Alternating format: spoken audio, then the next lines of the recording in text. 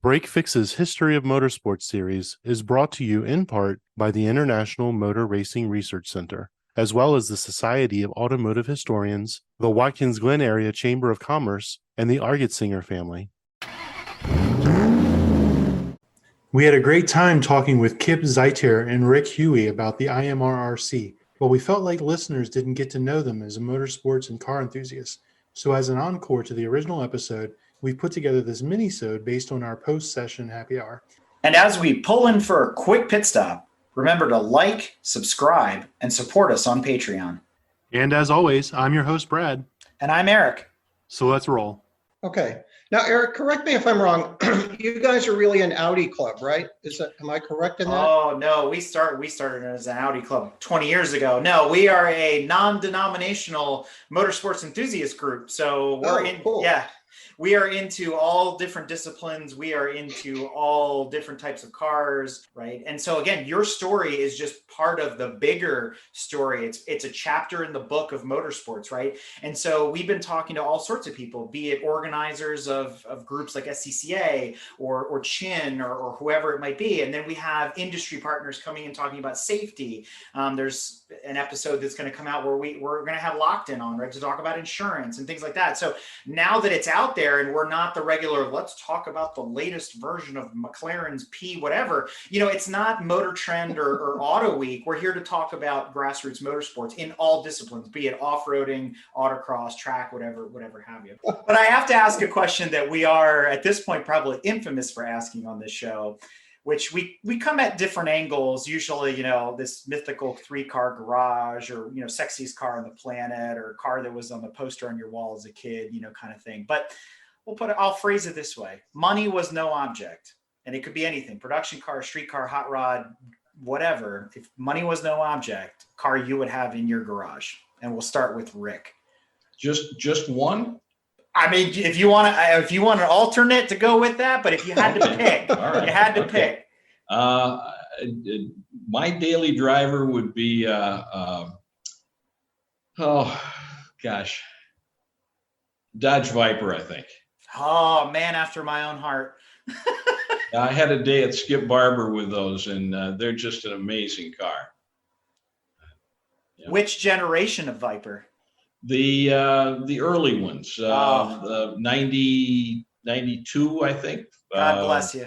The blue ones with the white stripes. Yes, the Iacocca Shelby Vipers, the original Yes, ones. exactly. Yes. I thought about that when you were talking about Iacocca earlier. I thought, now he did a lot for motorsports in Chrysler. So. That's right. Yeah, and a lot of people don't realize the Viper project was a Skunk Works project. He put them in an entirely separate building. I mean, I won't get into that. I wrote an article on that too, but at any rate, so Kip, over to you.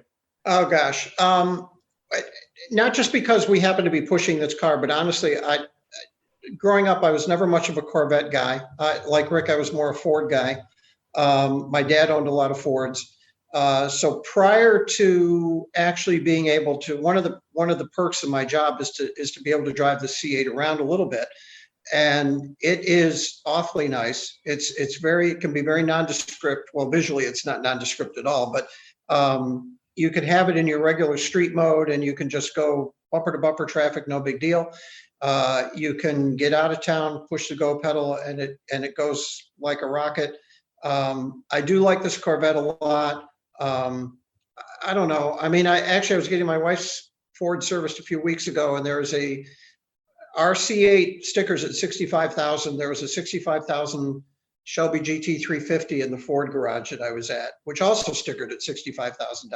And visually, it's no match. The Corvette has it all over the Shelby. Although, again, I'll come back to the visceral stuff. That flat crank Ford motor, which I believe they're discontinuing in the Ford GT or whatever the derivation is, that thing is just, oh my God, that's unbelievable sound. I'd be hard pressed maybe to not turn one of those down. So I didn't really answer your question. Either the Corvette, the Shelby. I'm a sucker for a Porsche Cayman too. I like those a lot.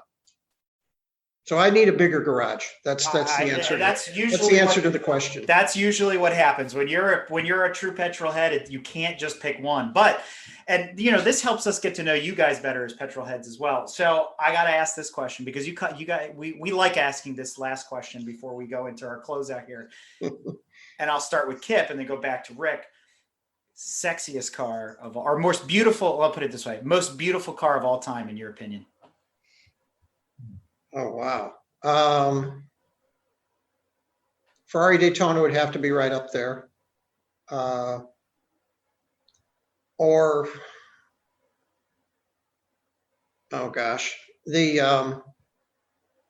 probably some of the early Can-Am McLarens. I mean, I'm talking race car now, but yeah, like a P4. I always like the M8B. Yeah. I think it had that big wing on the back. I just thought those were just cooler and get out.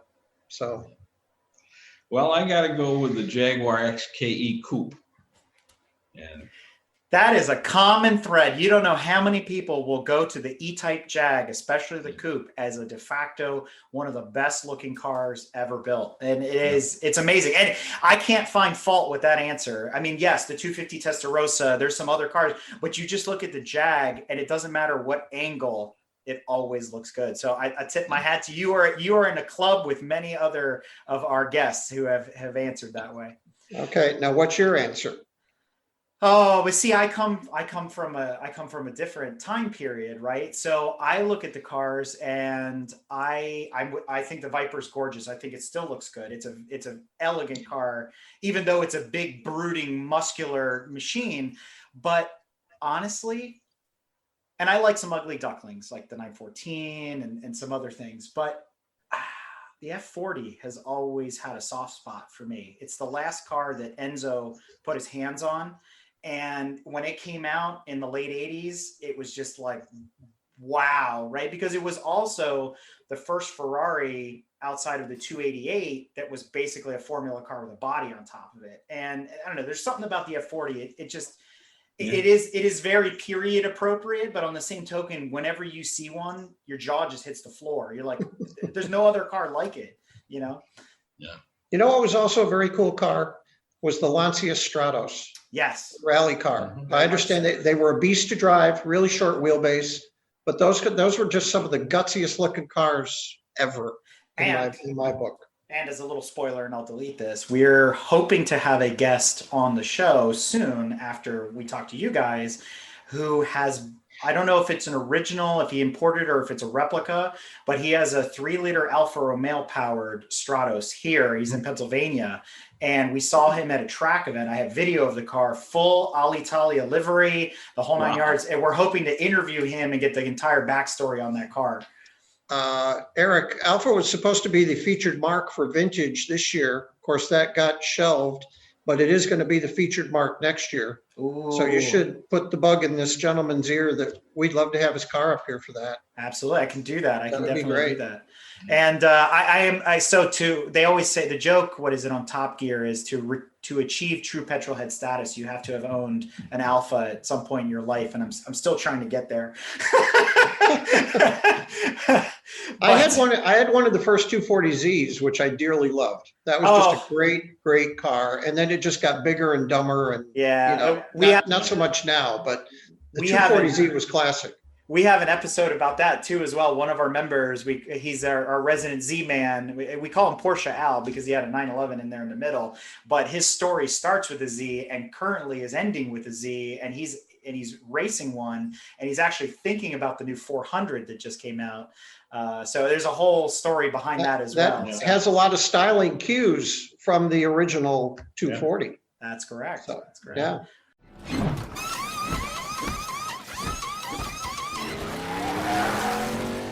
If you like what you've heard and want to learn more about GTM, be sure to check us out on www.gtmotorsports.org. You can also find us on Instagram at Grand Touring Motorsports. Also, if you want to get involved or have suggestions for future shows, you can call or text us at 202-630-1770 or send us an email at crewchief@gtmotorsports.org. We'd love to hear from you. Hey everybody, Crew Chief Eric here. We really hope you enjoyed this episode of Break Fix, and we wanted to remind you that GTM remains a no annual fees organization, and our goal is to continue to bring you quality episodes like this one at no charge.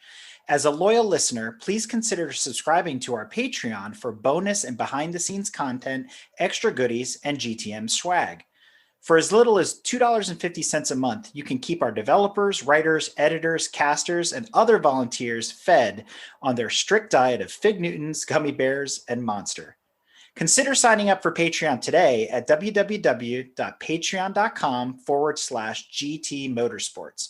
And remember, without fans, supporters, and members like you, none of this would be possible.